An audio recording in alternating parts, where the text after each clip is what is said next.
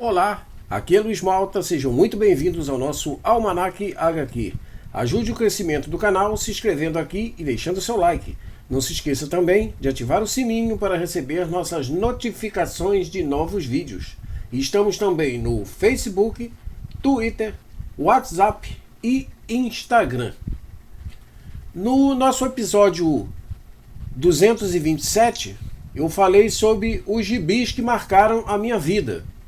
Foi um especial de aniversário quando eu completei 60 anos, exatamente em 29 de abril, data da publicação do vídeo. E nesse vídeo eu listei apenas 9 títulos, e é claro que muita coisa ficou de fora. Agora eu retorno ao tema para mostrar 15 HQs que marcaram minha vida. Essa é a primeira parte e faremos uma segunda com mais 15. As HQs estão em ordem de época que entraram na coleção e não exatamente por serem melhores ou mais importantes que as outras. A ordem delas é apenas pela época que entraram na coleção. Todas têm uma importância igual na minha trajetória como leitor, já que cada uma teve aquele momento especial de leitura e por isso estão listadas aqui. Então nós começamos com uma publicação de janeiro de 1969 da editora Abril, que é Mowgli, o Livro da Selva, da série Clássicos Disney, o volume 2 dessa série. Aqui eu tinha apenas 7 anos de idade e era um leitor em formação, sempre incentivado pelo meu pai, e acompanhava essa série aqui dos Clássicos Disney. Eu tive outros títulos, como A Ilha do Tesouro, Peter Pan, Branca de Neve e Bambi. Mas nenhuma dessas edições sobreviveu às mudanças de residências que tive em Brasília.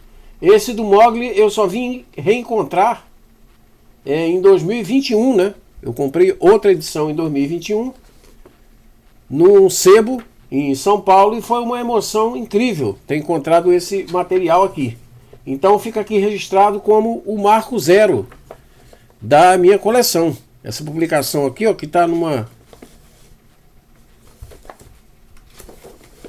aqui num estado bem interessante, ó, por ser uma publicação tão antiga, né, de 1969. Está aqui anunciando a próxima edição, que seria A Ilha do Tesouro e Guerra dos Dálmatas, que eu também tive. Então aqui a minha edição 1, Mowgli, o Livro das Selvas. Nós temos aqui na edição 2 o Tarzan, número 81, a terceira série de junho de 1972, melhor dizendo, pela Ebal.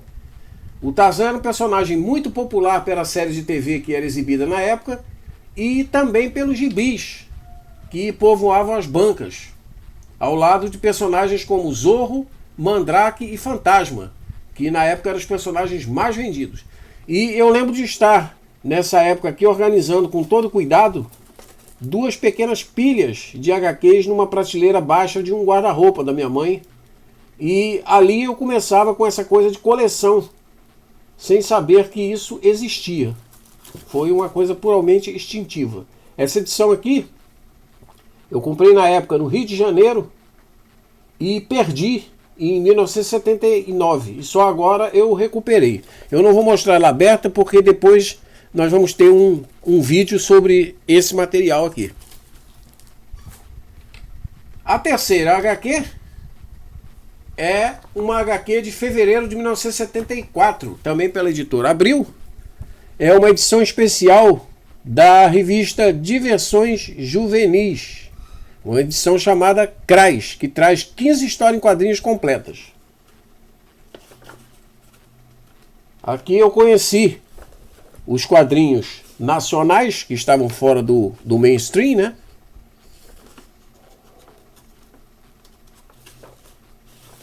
E traz aqui clássicos, como a primeira publicação do Retrato do Mal aqui, do mestre Jaime Cortez. Traz essa publicação aqui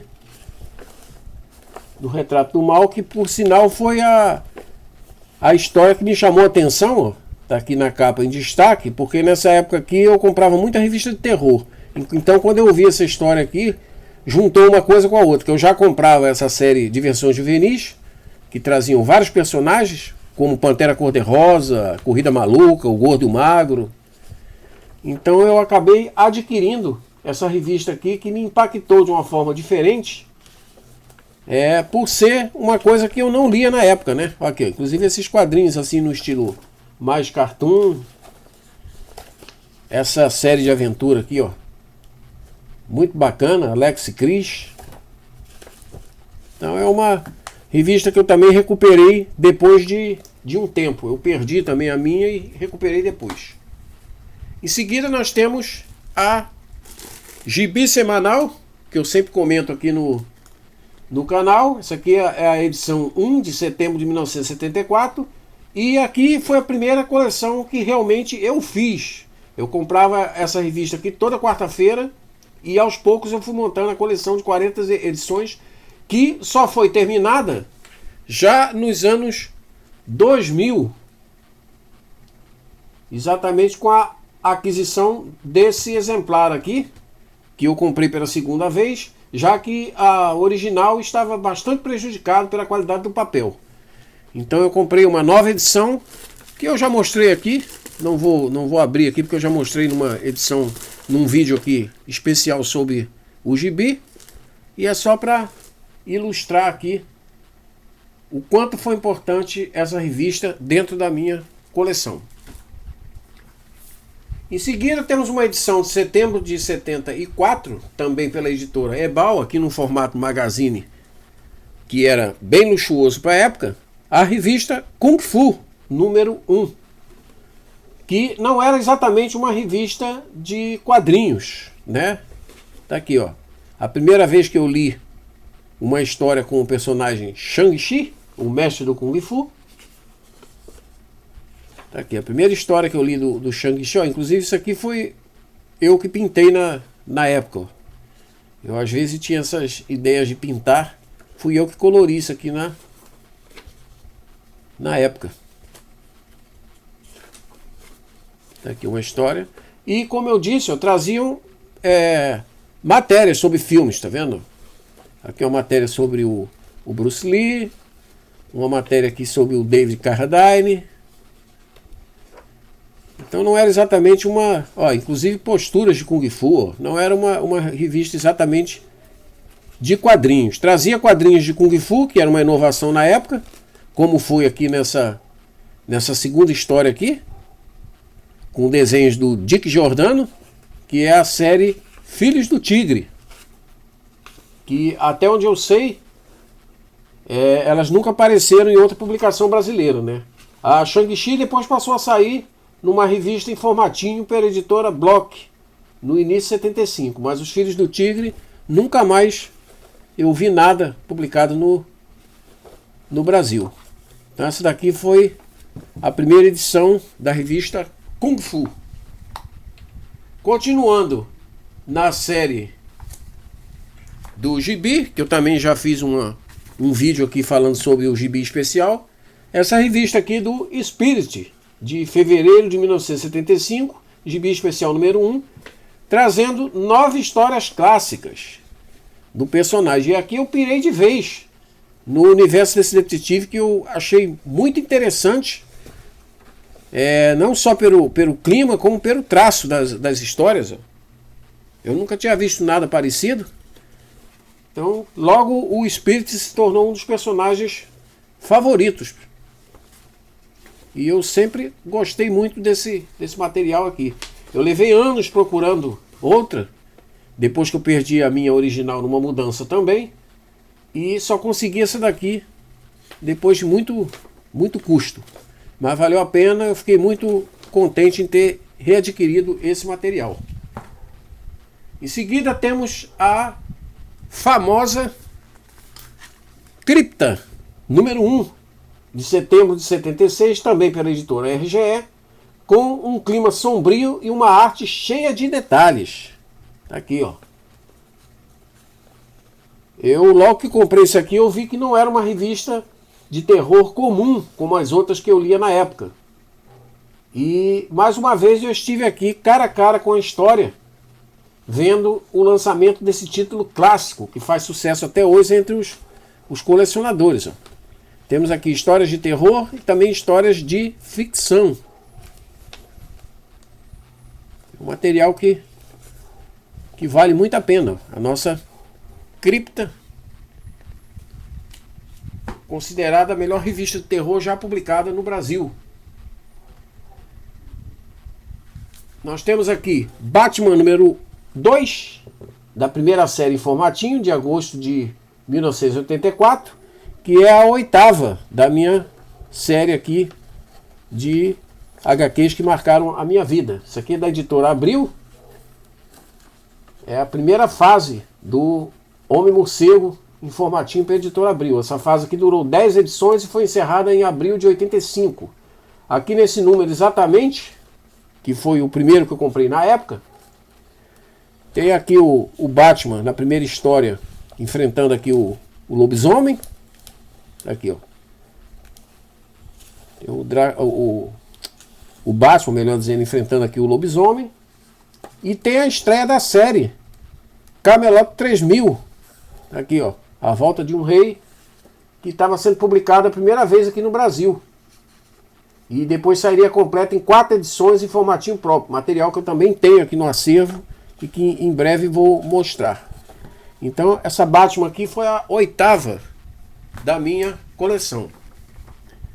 Em seguida tivemos Conan a cores, de janeiro de 87, também da editora Abril. E essa daqui é a minha história favorita do Cimério até hoje. Tem um texto e uma arte afiadíssimo. E é uma aventura de tirar o fôlego, né? É um daqueles gibis que ao terminar de ler você pensa, ainda bem que eu comprei esse. Então, até hoje é a minha história favorita do Conan. E é o original aqui da época, como eu disse, de janeiro de 87, o lançamento da primeira edição em cores. Aqui, ó, vem inclusive com um pôster aqui do Conan, pôster que eu nunca utilizei. Então é um material que vale muito a pena. Tá aqui, edição especial de luxo. Em seguida, a série Graphic Novel número 1, de janeiro de 88, também pela editora Abril, apresentando X-Men, o conflito de uma raça. Um verdadeiro clássico e uma das histórias que eu gosto mais também do X-Men. Aqui tem uma formação clássica e uma narrativa densa. E esse aqui foi o primeiro gibi dos X-Men que me impactou. A partir daí eu resolvi fazer a coleção Graphic Novel e consegui fechá-la já nos anos 2000. Essa coleção aqui teve 29 edições que se iniciaram exatamente com essa primeira edição aqui trazendo os X-Men. Então esse é um material também imperdível, que depois saiu em capa dura pela Panini. Aqui nós temos um clássico que não podia ficar de fora, que é exatamente Batman, Cavaleiro das Trevas, que é o marco zero na revolução dos quadrinhos, né? Na segunda metade dos anos 80. Foi publicado pela editora Abril, em 4 edições, de março a junho de 87, e depois em 88 saiu aqui nessa primeira edição encadernada, que é a que eu tenho até hoje. É a única edição que eu tenho do Cavaleiro das Trevas até hoje, é exatamente essa aqui, que foi a primeira edição encadernada. Então eu mantive a original aqui na coleção e nunca quis comprar outra. Ainda essa daqui, a que está na coleção atualmente. Continuando com essa pegada, também pela coleção Graphic Novel, aqui na edição 5, Batman, a Piada Mortal. A primeira vez que foi publicada essa história aqui no Brasil. O clássico de Alan Moore, Brian Bolland e John Riggs. Conta aqui em flashback com a história do Coringa, né? A Origem do Coringa. Na época foi um gibi com um preço bem salgado, que aqui era 550 cruzeiros, era um preço bem salgado para um gibi, mas mesmo assim eu apostei no material e não me arrependi. Tanto que eu mantenho também essa primeira edição aqui até hoje na coleção e não pretendo trocar por nenhuma outra. Essa daqui para mim é a edição definitiva. Temos aqui Cripta do Terror número 1, que também já teve vídeo aqui no canal, por isso eu não vou mostrar ela aqui aberta. Que foi publicada em fevereiro de 91 pela editora Record. Essa é uma coleção que infelizmente só teve 7 edições, publicadas até o início de 97, nesse formato magazine, e traz a histórica série, publicada pela editora EC Comics, que foi proibida de publicar histórias de terror e de guerra nos anos 40. Eu acho que essa coleção aqui poderia ter ficado mais tempo nas bancas, mas na época a crise do papel gerava aumento em cada edição. E as edições finais diminuíram inclusive uma história para manter o preço da capa. É um quadrinho que vale muito a pena. A edição 14 é a Hellraiser, que também já foi mostrada aqui, que traz o mundo bizarro de Clive Barker, o criador da série de filmes, de uma forma bem direta. Isso aqui foi publicado em abril de 91 pela editora Abril. Então eu acho que a Hellraiser conseguiu, toda a série Hellraiser conseguiu ser atemporal, e já fizemos aqui um vídeo no canal também sobre esses quadrinhos aqui, então não darei maiores detalhes.